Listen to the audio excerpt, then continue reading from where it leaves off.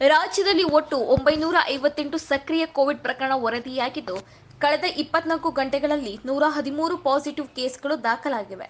ಇನ್ನು ಕಳೆದ 24 ಗಂಟೆಗಳಲ್ಲಿ 3208 ಟೆಸ್ಟ್ಗಳನ್ನು ಮಾಡಲಾಗಿದ್ದು, 3.52 ಕೋವಿಡ್ ಪಾಸಿಟಿವ್ ರೇಟ್ ವರದಿ ಬಂದಿದೆ.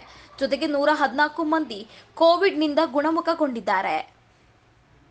ಉಳಿದಂತೆ ಬೆಂಗಳೂರಿನಲ್ಲೇ ಅತಿ ಹೆಚ್ಚು ಪಾಸಿಟಿವ್ ಪ್ರಕರಣ ವರದಿಯಾಗಿದ್ದು, ಇಲ್ಲಿಯವರೆಗೂ 519 ಕೇಸ್ಗಳು ಸಕ್ರಿಯವಾಗಿದ್ದರೆ ಒಟ್ಟು 958 ಸಕ್ರಿಯ ಪ್ರಕರಣಗಳು ದಾಖಲಾಗಿವೆ. ಜೊತೆಗೆ ಇದೇ ಪ್ರಕರಣಗಳಲ್ಲಿ 909 ಕೇಸ್ಗಳು ಹೋಮ್ ಐಸೋಲೇಷನ್ನಲ್ಲಿ ಇರಲು ಸೂಚನೆ ನೀಡಲಾಗಿದೆ. ಹಾಗೆಯೇ 49 ಮಂದಿ ಆಸ್ಪತ್ರೆಯಲ್ಲಿ ಚಿಕಿತ್ಸೆ ಪಡೆಯುತ್ತಿದ್ದು, ಅದರಲ್ಲಿ 13 ಮಂದಿಗೆ ಐಸಿಯುನಲ್ಲಿ ಚಿಕಿತ್ಸೆ ಹಾಗೂ ಮೂವರಿಗೆ ಐಸಿಯು ವೆಂಟಿಲೇಷನ್ನಲ್ಲಿ ಚಿಕಿತ್ಸೆ ನೀಡಲಾಗುತ್ತಿದೆ.